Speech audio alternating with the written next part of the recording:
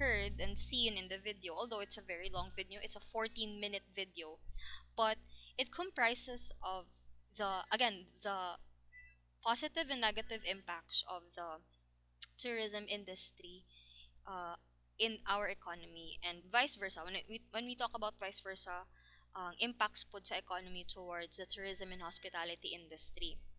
Now, I think we all know that the tourism industry is basically the driving force of economic growth, no? And I think we already know that during the pandemic we have suffered greatly, no, when we were not allowed anymore to travel, when we were advised to stay at home.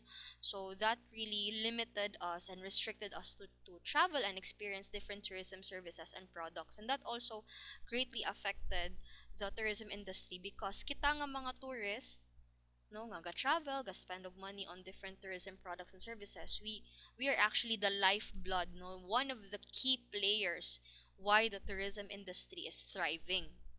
Now, syempre, other than naandot po kay siya og kanang mga positive impacts si tourism industry sa tuang economy, na po siya mga negative impacts pod, no? I guess we already know, no, that too much of a good thing is also a bad thing. No? Everything is good, no, and okay as long as it is regulated, as long as it is utilized in a moderate way. So anyway, katotanan yun na mention, they even mentioned the tourism multiplier that is also um going to be discussed, no, in our slides for this evening. So kato na at least na lang may gamay nga idea ba, so that when I discuss, at least you can connect it to what you have seen from the video. Okay, let me just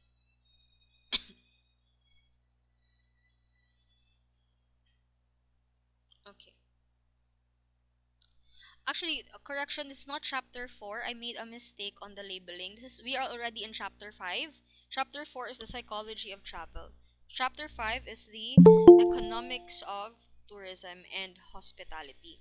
There are actually computations here for the tourism multiplier, the simplified formula, and then also the the basic one, no? Pero dila sa ta mag-compute for now, I will just introduce to you the context of the tourism multiplier before we will have the computations. Probably sometime in finals na lang, no? At least fresh pa ang inyong mind after the midterm. Maka-start na ta with the computations using the tourism multiplier. So there is actually a written description and explanation on how the tourism multiplier works, and there's also a computation for it. Okay, let me just. So, tourism's economic impacts are touted by the industry for a variety of reasons. Claims of tourism's economic significance give the industry greater respect among the business community, public officials, and the public in general. This often translates into decisions that are favorable to tourism and the hospitality industry. And just like what I've said, one of the main reasons why there is economic growth is it's because of tourism, and later on I will explain it um, in the tourism multiplier effect. So again, no, like what I've said, during the pandemic we have suffered greatly. We have suffered a great loss because people were already prohibited from traveling, and since wala na may mo spend for tourism products and services, other tourism related businesses have to close down because their lifeblood is basically tourist, no? Di man siya parehas sa kuan sa what do you call this, dili man siya parehas sa manufacturing or sa kanang mga tangible products nga pwede raman ka order at home, no, nya pwede siya ma-deliver door to door. Di man ang tourism industry, no, you actually have to go to that destination and really consume the experience. So may say consume, imo dyan ng ko ano, mauto siya ka dito, ikaw dyan mismo mo gasto mo experience kung unsay na nga na-provide sa tourism products and services in a certain destination. That's why it was really difficult for us, no, during the pandemic. Now, anyway, we have the BPO companies to thank, no, the call centers because it was actually them who supported our economy during the pandemic. Eh, syempre, ang main driving force mo na to is ang tourism and hospitality industry. So, community support is important for tourism and hospitality as it is an activity that affects the entire community. And again, it does not only affect the um, it doesn't also affect the tourism industry lang in general or people working for the tourism industry. Even those like what you've seen ng mga indirect effects niya like sa mga fishermen, farmers, other businessmen, other local community. So daghan actually tanan tao ma affected from the tourism and hospitality activities.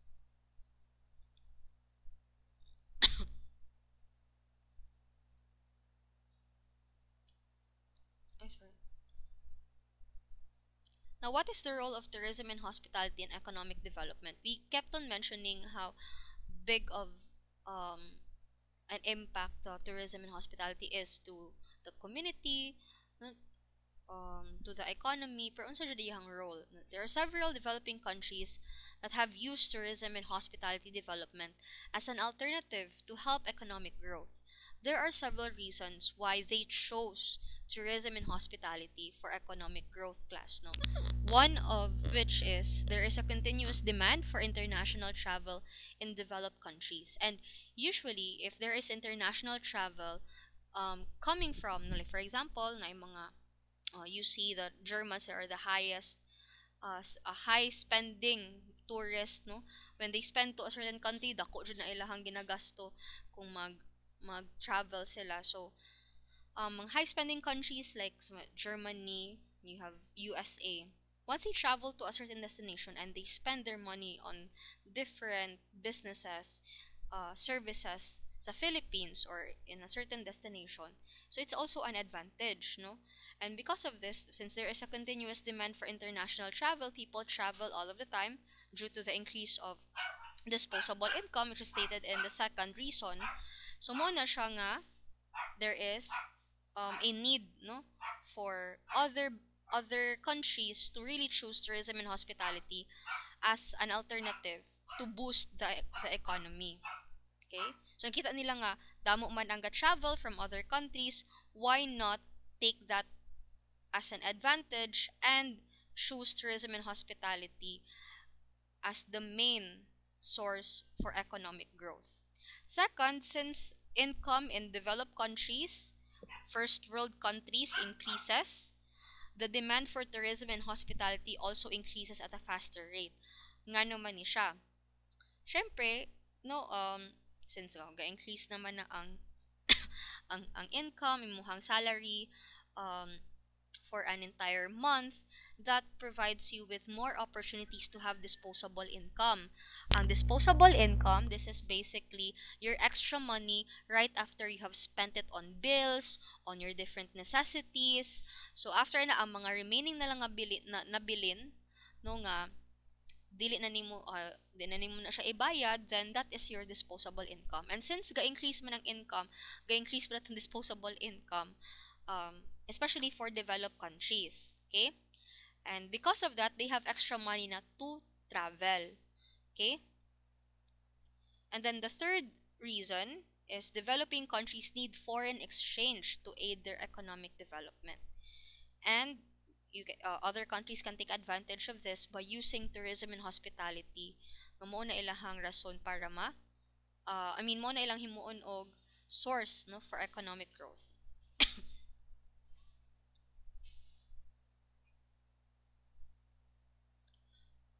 So in tourism and hospitality, the consumer collects the product from the exporting country, thereby eliminating freight costs for the exporter, except in cases in which airline use are those of the tourist receiving country.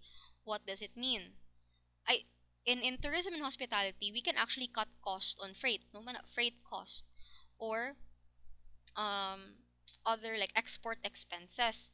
Kay ang nakanindot man go, 'di ba? Sa una kita magkuan man dito even karon man siguro, no, ga-export man ta og mga goods and products nato, like for example if we make like rattan furniture or naatay mga pandan bags, no, or like mangoes or bananas that is originally from the Philippines, we we export it to other countries. Usually gamay lang siya to makita na class kay syempre mahal man ang freight cost. Murag imuhang murag kung sa ano pa murag delivery fee nimo ba. Sure ka ba na sa edo? So, mura siya delivery fee ba? Or di siya delivery fee ang tawag ha. Mura siya mga export cost nimo in order to just deliver all of your goods and services out of the Philippines and deliver it to another country.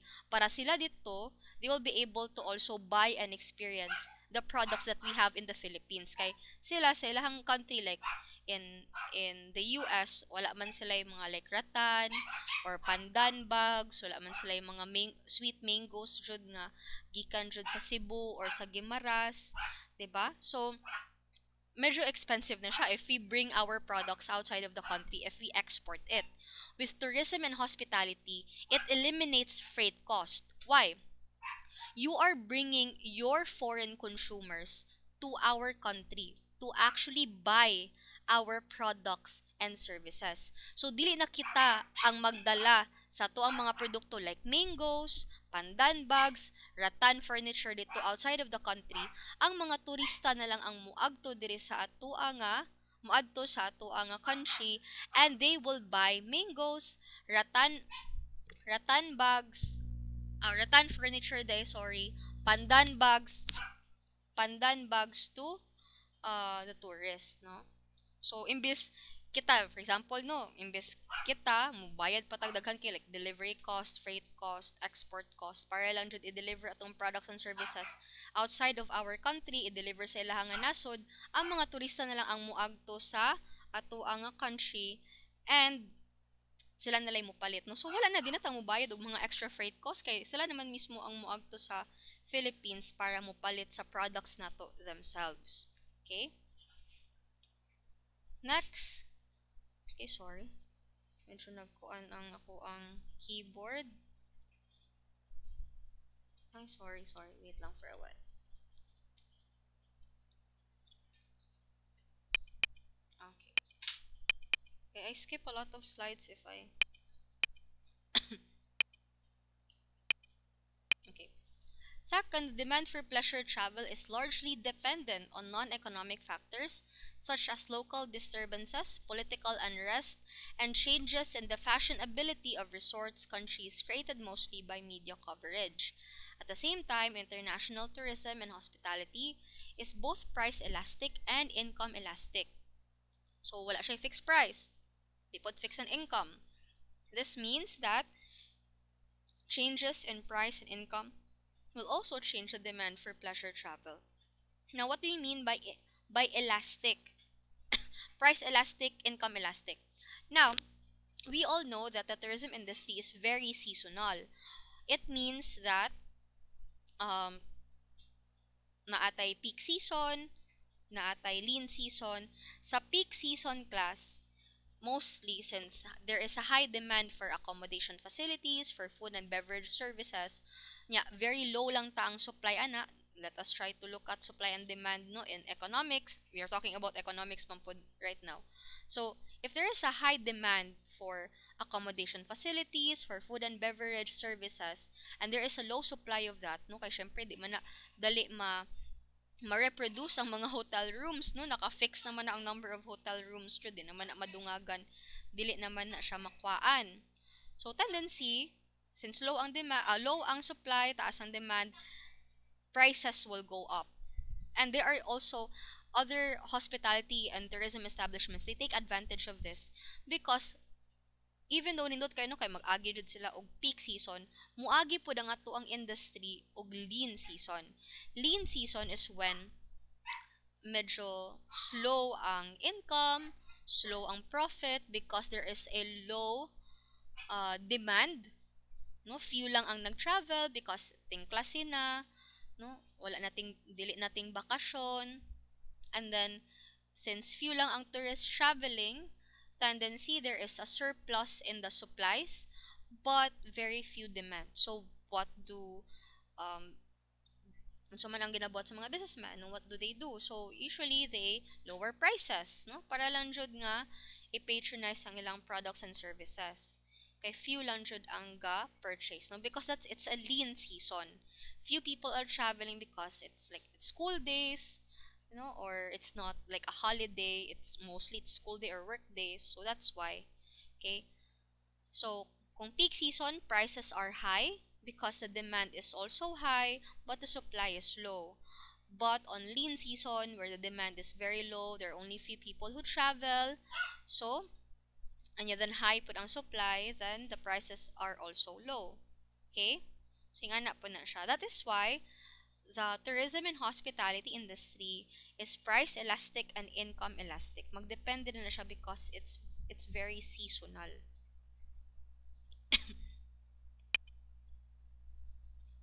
Third, by using specific fiscal measures, the exporting of tourist receiving country can manipulate exchange rates so that those for tourists are higher or lower. Normally, the latter is implemented in order to attract large number of tourists than those in other foreign trade markets. So also, what is nice about the tourism and hospitality industry is that the tourists are also allowed to buy in domestic markets at the same prices as the local residents. Purya na lang na siya for the for the scammers, no? Because as what we've noticed, diba, that is why usually other tourists are really enticed to travel in Thailand because it's cheaper there. Like ang foreign exchange of money uh is cheaper, no, lower. So for example, if you want to buy something in Thailand, you can buy a lot of things for like just $1, or for example 100 pesos daghan na kag mapalit, or 200, 500 pesos. So that is also the nice thing about the tourism and hospitality industry. Tourists who are foreigners can buy in domestic markets at the same price, no, sa unsa po'y ginapalit, no, for the by the local residents. So again, except na lang dyan ng mga scammers nga mo take advantage, no? Like for example, they even take advantage for locals, diba? Like for example, no, this certain island, imbes 20 pesos ang fare sa tricycle, once they've noticed that you are not speaking in Hiligaynon, for example, your Bisaya or Tagalog, or for example, if you look like a foreigner, they will take advantage of that, no, and they will offer you higher prices than what is the usual price lang jud nga dapat, no, 'di ba? So dili po na siya pangingilad na po na siya, no. Pero usually if wala lang like mga scammers or pangingilad, no, ang regardless if tourist ka or local ka, the same price will be offered for both. Okay? What are the exceptions to this? We have the duty-free shops operated in many Caribbean islands because they have a separate price for foreign tourists and the locals.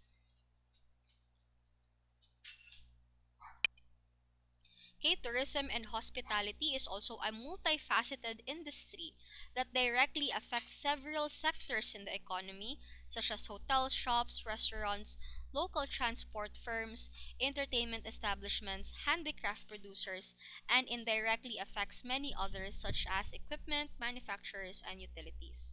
Let's also try to take note that the reason why we call the tourism and hospitality industry as a multifaceted industry, it's because it's a conglomeration of different sectors. Diba? Usually we hear about the term conglomerate, no? Kanang mga conglomerates, diba naman na sa mga K-drama, a conglomeration is basically it comprises of different types of sectors, but they're all under one management, or they all act as one. So, for example, if you are part of a conglomerate or you manage a conglomerate, kung dato na siya kay kano, you either manage a restaurant, a resort, a spa, a shopping mall, salon, a bar. All of these things are different, but they're all under one management and they're all related to each other. Okay? So, muna siya ang conglomeration. And that is why, since the tourism and hospitality industry is a conglomeration of different tourism sectors, it is also defined as a multifaceted industry. We talk about multifaceted, daghan kay siya og sectors, daghan kay siya og several products. Okay. Now, it's not just hotels, shops, restaurants um who can be directly affected no by the tourism industry, because magayong tag directly ma-affected ang kaning hotels, restaurants, transportation. Kay tungod si tourist, siya mismo ang gabayad directly to these different tourism providers, ni mga hotel, shops, restaurants.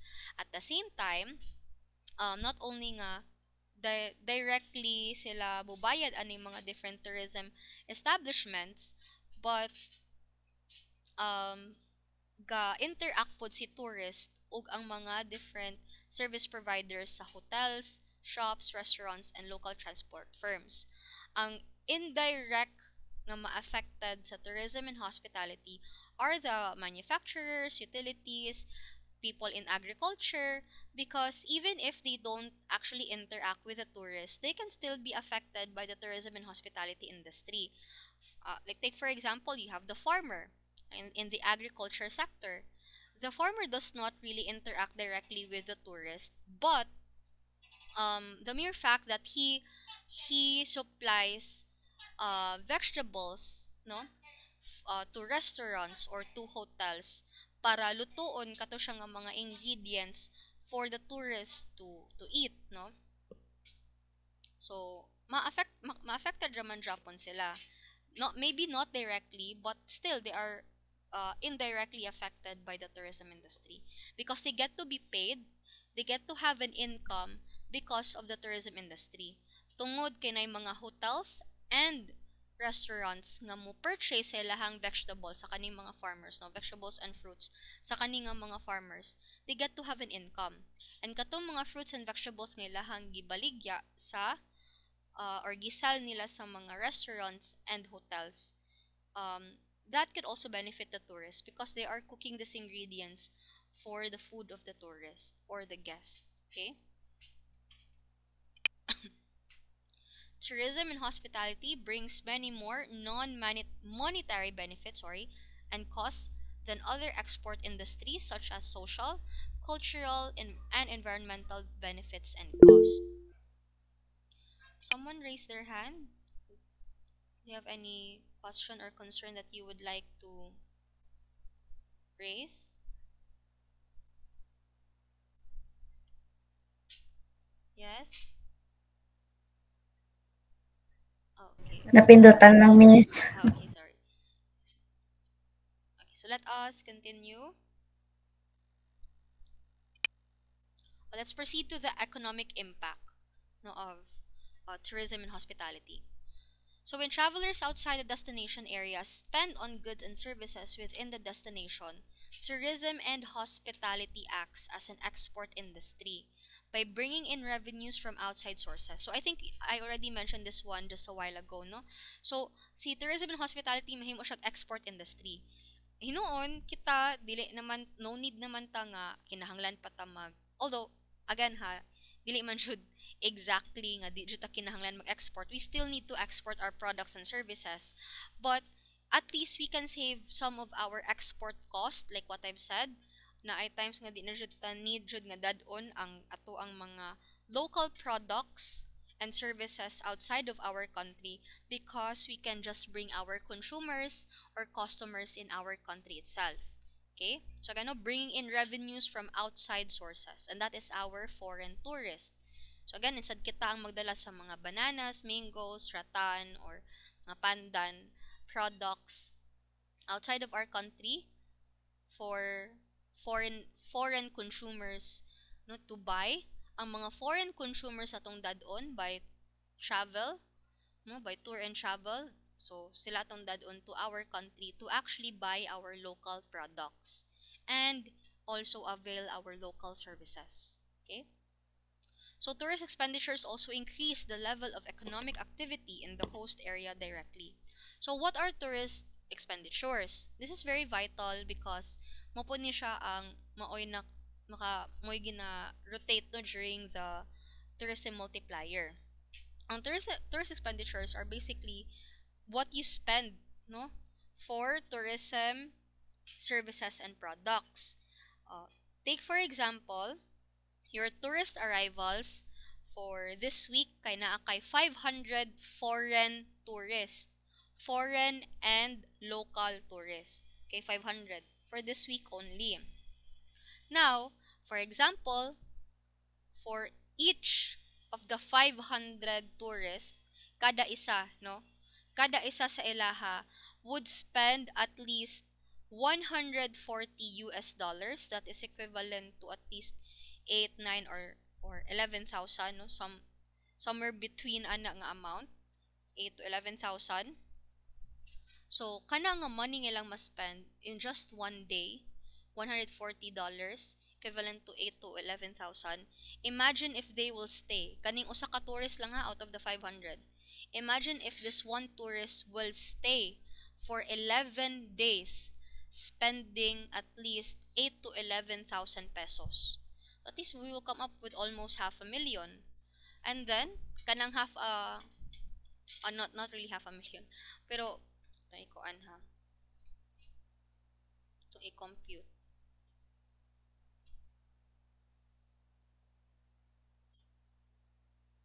O, tibutang at least mo spend siya 8,000 per day. Multiply that to 11 days. So, at least 88,000. Syempre. So, 88,000 ang iyahang ma-spend for the 11 days. You multiply it by the number of tourist arrivals. So, imong tourist arrivals, 500. Itong ibutang. So, almost half a million. No? Naa ka sa at least 44. Okay. Not half a million, but kung na dyan di ay siya? 44 million. Sorry. Half a billion na dyan di ay. 44 million ang ma-earn, no, sa community with just 11 days out of the 500 tourists. And that is your tourist expenditures. So many countries have utilized tourism and hospitality as a means to increase foreign exchange earnings to produce investment necessary to finance economic growth. The tourism and hospitality industry's economic impact on a destination area can be immense since it provides a source of income, employment, and foreign exchange. So again, daghan kaayo og advantages no si tourism industry because again, not only does it provide a lot of income but also employment because you need people to actually provide services to our tourists. No, syempre, service-oriented industry man ta. Now let us talk about the direct and secondary effects. So in order to measure the economic impact of tourism and hospitality on the destination area, it is important to know the direct and secondary effects of the visitor expenditures on the economy of the area. So mayon kita og direct effects, like what I've said, yung tour operators and retail shops. So they have a direct effect on the economy of the host area. Why? Because again, they can interact with the tourist, they directly interact with the tourist, and then kaning gigasto ni tourist directly po na maagto sa hotels, restaurants, car rentals, tour operators because they are directly also related and directly connected to the tourism industry. So again, the term direct means that the income is received directly. But for the indirect effects, no, indirect or secondary effects, it means that the money paid by the tourists to businesses are in turn used to pay for supplies, wages of workers, and other items used in producing the products or direct services bought by the tourist. So what are the examples of a indirect or secondary effect? Let us have a call back to the video that you have seen just a while ago, no, 14-minute video. Diba si fisherman o si farmer nag-produce sila. Let's say nag-fish man si farmer, ang kanang mga isda nga iyahang nalikom, iyahan na siyang isal sa restaurant. Si farmer, no, naman siya yung mga vegetables, fruits, no, kanang yung mga produce, iyan ang i-deliver dito sa hotel. the fish and the vegetables or produce that is being sent to hotels and restaurants, like what akong gi-mention kanina, no, or siyang gibalik, are being used by hotels and restaurants to cook the food nga directly ginabayaran ni tourist.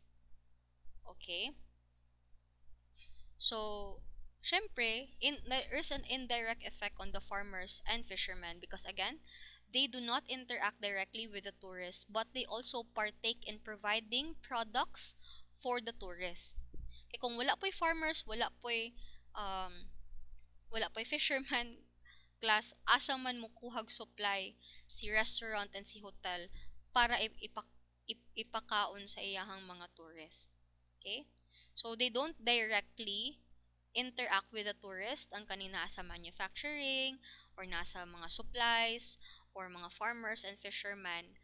Pero, at least they contribute something to the tourism industry indirectly. And sila pod mismo makabenefit sila ana because the money that they are earning um from their fish or from their vegetables directly come from the tourism industry, like the hotels and restaurants.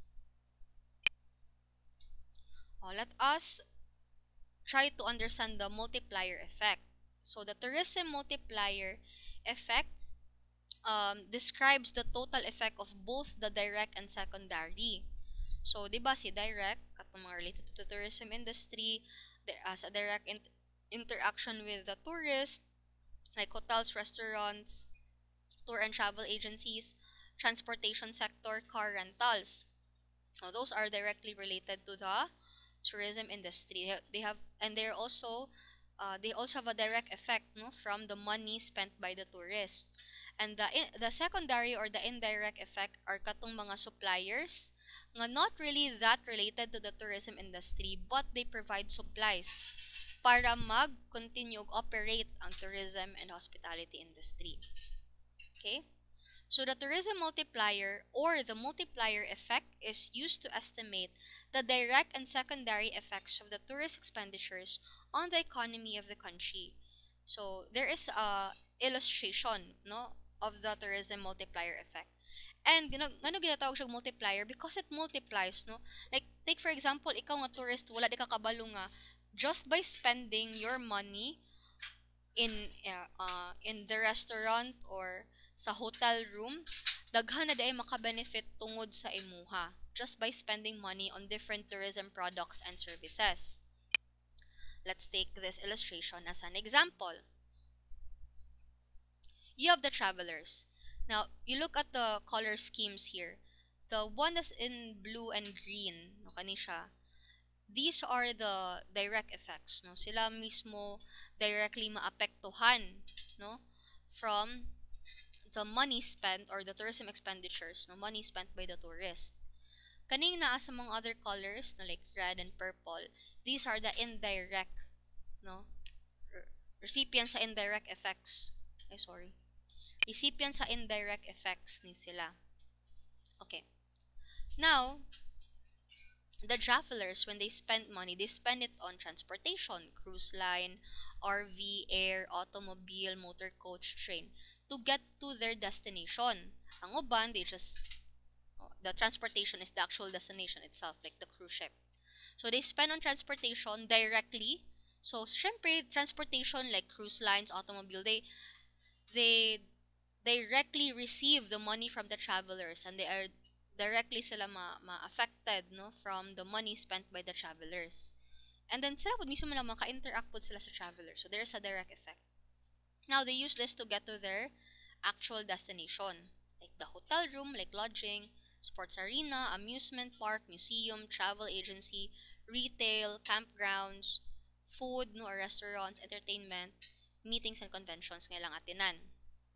So these people can still directly be affected by the travelers since they are also although nasa sa second tier, no, kaya nga naman ang una man jud ana nga makadawat sa first money jud ni traveler kaya mga cruise ships, automobile, air, mga transportation sector.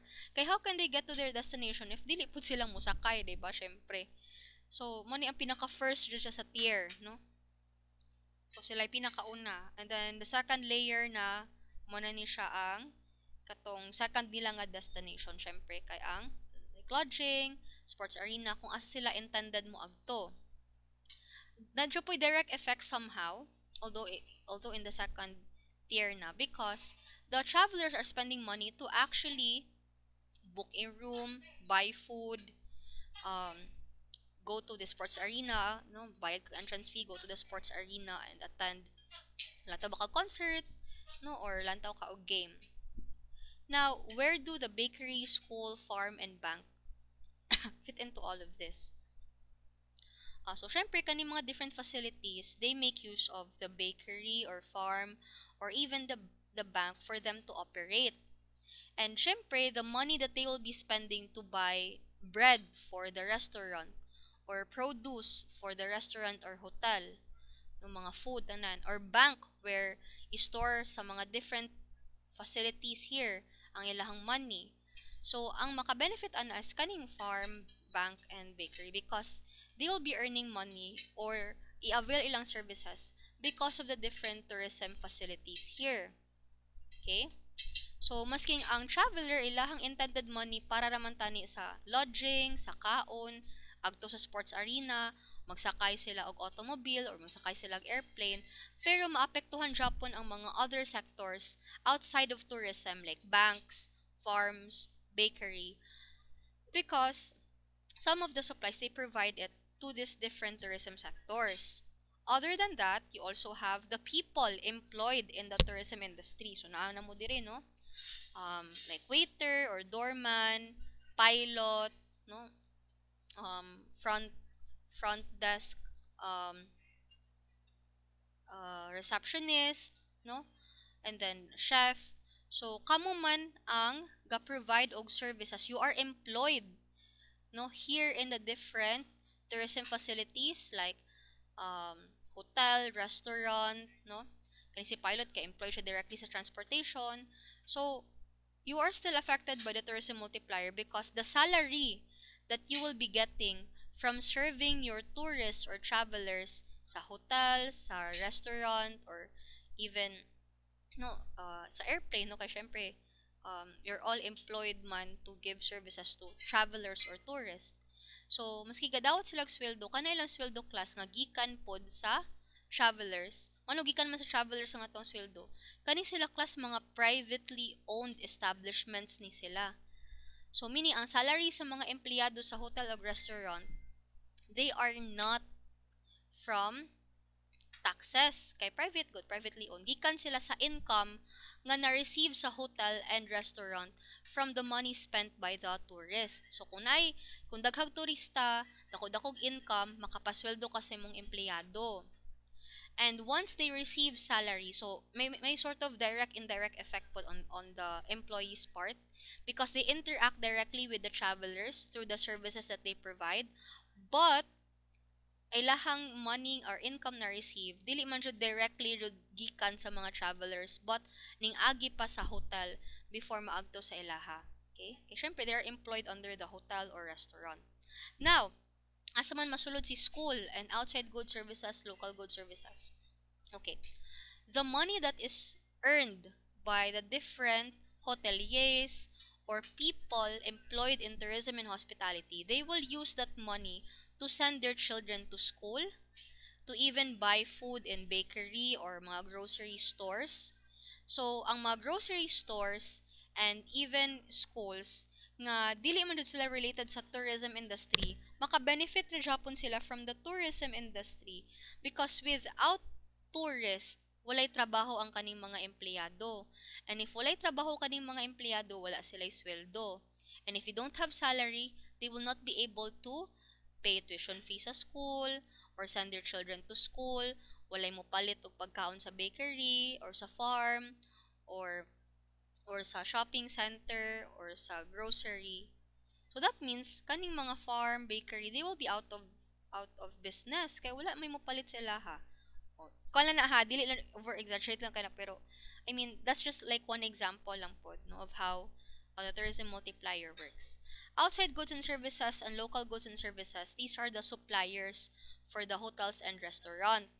O so syempre, um dili man naka-provide og sumptuous food, or let's say mga nindot nga bed and furniture ang hotel, if wala sila yung mga outside suppliers or local suppliers who can provide them with furniture, mattress, ingredients nga lutoon para sa pagkaon sa ilahang tourist. Okay? So there is a multiplier effect. Imuhang money, ikaw as a traveler, wala ka kabalo nga daghan di ay maka-benefit. Okay? Mara na siya na domino effect ba? Nga para sa mga groceries good no nga kanang the groceries won't have an increase in income or an increase in sales if wala po yung mga empleyado which are also paid no by the tourism industry nga mopalit sa ilahang mga produkto. Okay? So don't worry, we're almost done. So a tourist makes an initial expenditure into the destination. The expenditure is received as income by local tour operators, handicraft store owners, hoteliers, and taxi drivers. So first palang pag-spend ni tourist aning mga different services. There is a direct effect. A hotelier may use some of the money. Kisa maning hotelier, people who are working in the hotels. Take note, si tourist, magbayad siya sa services sa hotels, restaurants.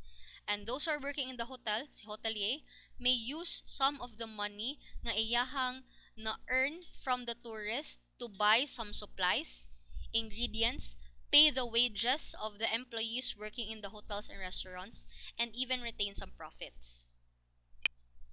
The income in the second, so muna nagpasweldoan na nimo no, round may be spent or saved while the employee who has received payment or salary from the services ngayang girender may spend it on food and rent and even on savings.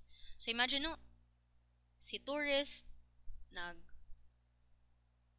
siya sa products and services sa inyong hotel, inyong hotel naka-earn og income. Then kana nga income gamito na para ipasweldo sa imuhang mga empleyado. Imong empleyado nga naka-earn og income by working in the hotel will also spend his salary for food. So palit siya sa grocery, sa merkado. So ang merkado pod og ang grocery store class, they will also benefit from tourism because naka-earn sila income kay naa may ikapalit ang mga tao which are also employed by the tourism and hospitality industry. Other than that, nanapoy another round ano kay for example, nag-spend kag money to buy food sa farm or sa merkado. So kato pong mga suppliers atong sa merkado, naga-supply og vegetables and let's say poultry, they will also be um they will also benefit no from the tourism or tourist expenditures because since ang mga grocery stores, ang merkado mo kuan man na sila supplies na para ibaligya o direct na sila mo palit sa imuha. So mga ganig na ay domino effect ga chain lang na sila. So the third round of spending goes for such things as seed, fertilizers, and imported raw materials. Any income spent on exports has leaked out of the local economy. So again, this process continues until the additional income generated by a new round of spending essentially becomes zero. Leakage is the value of goods and services that must be imported to the service the needs of the tourism and hospitality. To estimate the total income impact on an area, imports must be subtracted from the income generated by the visitors. So again, it has a ripple effect. If I were to illustrate this, let's have an illustration. Hopefully I can open up a whiteboard.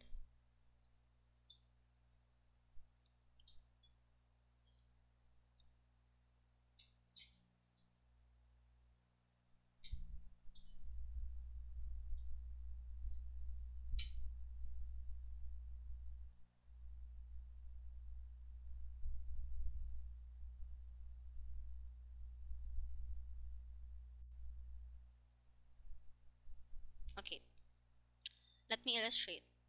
So una si tourist, 'di ba? Ito butang si tourist.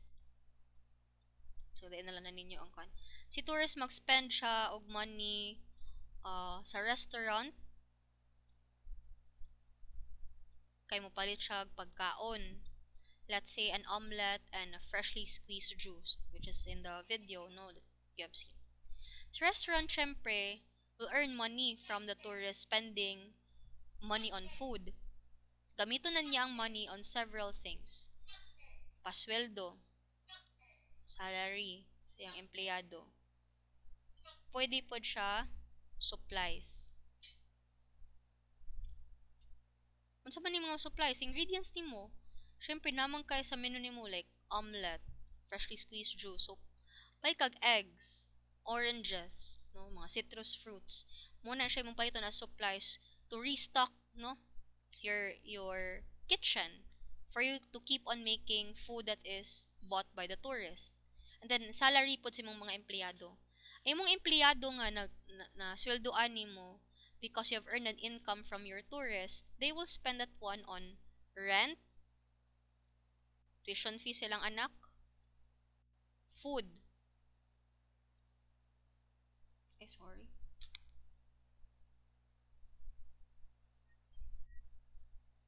Wala na i-circle ha. So, daghan kasi sila necessities. While si supply, gikan na siya from, asakan ko ang supply, syempre sa farm. Mo multiply siya sa farm. Si farmer, maka-earn siya from the restaurant kay mupalit man sila og mga like eggs, no? Or citrus fruits from the farmer nga i-supply sa restaurant. So si farmer nga makakwarta tungod sa restaurant pod nga ang kwarta pod sa restaurant gikan na pod na sa gigasto pod sa turista, makapalit na siya og feeds para sa iyahang mga manok para nindot pa siya ng quality sa eggs nga iyahang baligya sa restaurant. And even fertilizer para sa iyahang mga citrus fruits, no? Syempre, i-harvest man nimo. So, para at least, mas guwapa pa siya ng quality siyang citrus fruits. There is already a multiply na siya. O pa na siya ga-stop, diba? Si employee na, siya salary. Yan na is-spent on rent, on food, and maybe on the education of his or her children. So, si school, nga maka-benefit kay syempre, paskwilan ni mong anak sa ilang skwilahan, labi na kung private, ang ilahang gibayad sa tuition fee, mo na imong gamiton para mapanindot pa ang skwilahan. No? Daghan na kayo, multiply na. Gikan na ta sa tourism, naabot na dayon ta sa lain nga areas. Sa food, same sa farmer. No? Mga suppliers can use the money that they have earned to improve their products. Kani, rent, so si landlady, naa siya income makuha from the rent paid by the worker from the restaurant, so magamit na niya para renovate baron or paninduton pa jud ang apartment, or dili lang apartment, ihapod nga kinabuhi, no? For example, at least he or she is earning money being a landlady, dayon pwede na niya magamit ang kwarta to also buy his necessities as well. Her necessities as well. So, again, no, imuha lang pag-spend, daghan nagkayon dayon siya og ripple effect. Nag-multiply na dayon, nag-branch out. That is the tourism multiplier. Okay? So, muho na nga siya until maabot og 0. Ay, sorry. Wrong button.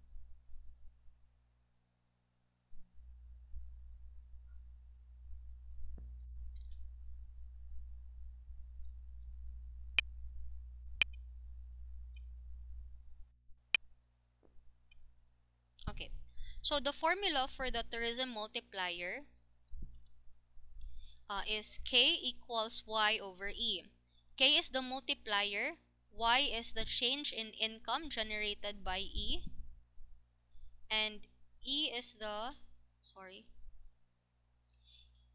change in expenditure, the initial sum of money spent by the tourist.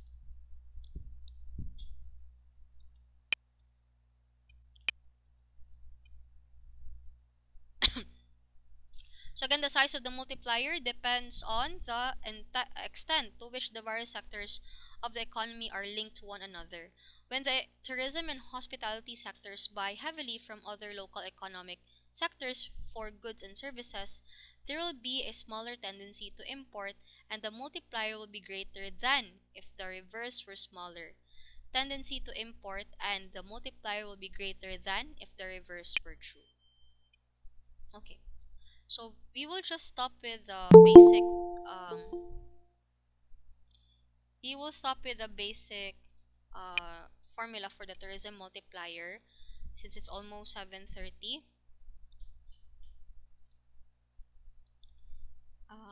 I will just explain to you the activity that you will answer. Anyway, you will answer that one tonight until tomorrow pa ang deadline. At least pandungag na lang ninyo points for your um, midterm. So, for the activity, I will send a link in your Google Classroom. Again, just to clarify, hindi na kang mag-worry if missing ang status no maski naka-answer ma'am naka-answer na ko sa Google Form ngano sa Google Classroom missing Japon ang status kay ma-missing na siya kay wala kay gi-attach nga output or answer, and then you have to disregard it na lang kay sa Google Form tamo paansiron para it's easy also and convenient on your part and on my part as well. So sa Google Classroom man gud di man gud siya automatic ma-update maski naka-answer na ka sa Google Form, di na siya automatic maka-update sa Google Classroom because Google Classroom is a separate platform. I am just using Google Classroom to post activities, but you can answer directly to Google Form. Same sa tong exam, di ba? We use Google Form already. Sa Google Form, dito na lang mo answer. Encode na lang mo sa inyo nga answer sa Google Form. And once may naka-indicate nga you have successfully responded, that is already okay na. No need na ka mag-worry. Okay? Okay na na siya. Meaning ana naka-record na or at na save na ang imuhang responses. Okay? I will post the activity tonight in Google Classroom, but for those who cannot access Google Classroom, I will just send the Google Form link in our group chat. Don't worry, it's just one question. Dali raman na siya for midterm activity na to. Midterm exams will be next week, same time as our online class. I will just meet you Japon online for a short while for instructions and then give you the rest of the 2 hours to answer for the midterm exam. Coverage, you have the history of hospitality, psychology of travel, and our recent discussion on the economics of tourism, pero half lang, until lang ta sa tourism multiplier kutob. Okay? Questions before we'll have our attendance checking?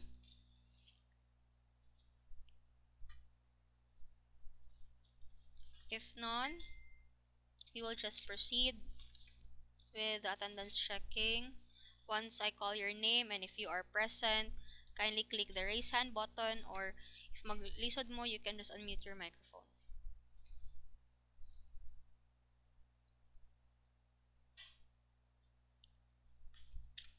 Arellano Eljon, Balayo Karen, Batayen Roshena,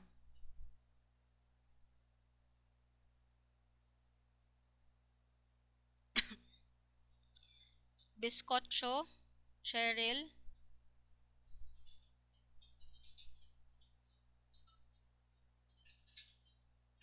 Kakulba Joanne,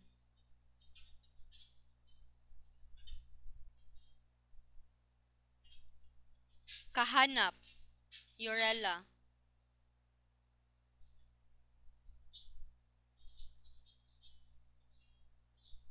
Canyafuego Benmar,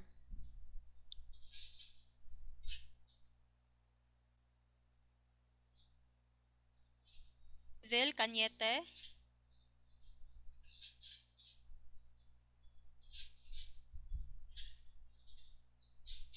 Ira Caraballo,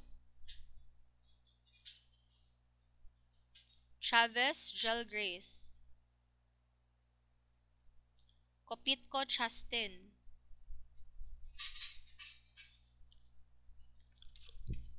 Joshua, Present me. Crisismo, Cueva, De Millones, Diaz, Jotay,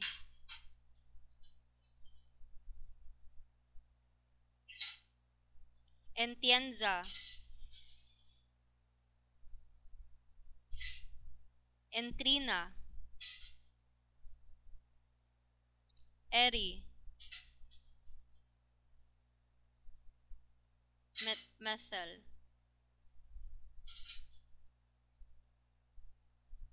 Escocia,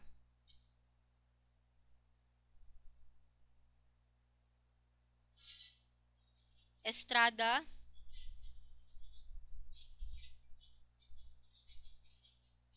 Angie Flores,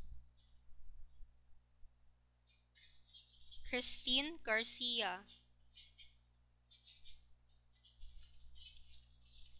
Hipolito Alsaint,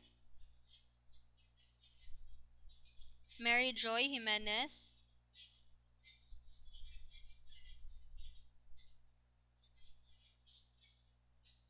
May Ann, Jelin,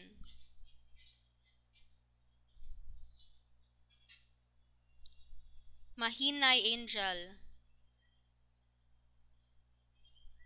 Excuse ma'am, nalobat si Angel ma'am. Okay, sige lang. Thank you for informing me. This is noted. Renz Mumbai, Noblesa Rojane, Orot Zarina, Pabalate Justin, Peñas Kimberly,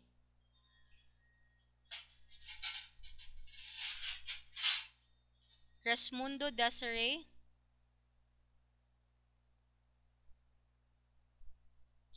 Rojo Charis, Solitano Christian, Tenerife, Ma'am, present ma'am, ari na lang ko naki-share na lang ko sa classroom ni ano sino? Sino? okay, Nilagahit miss kay guba na akong CP. okay. Tipon-tipon, Andre, Miss, nadula yung signal mo. mute your, Nag-chat sa GC. okay. Sige, sige. Villaflor, Janelle, Villegas, Ronalyn, Lagahit Grace, Liboon Jocelyn.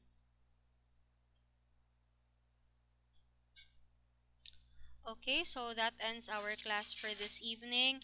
Thank you so much, everyone. And then we'll see you again next week for our midterms exam. Okay, thank you so much, everyone, and have a great evening. Thank you, ma'am.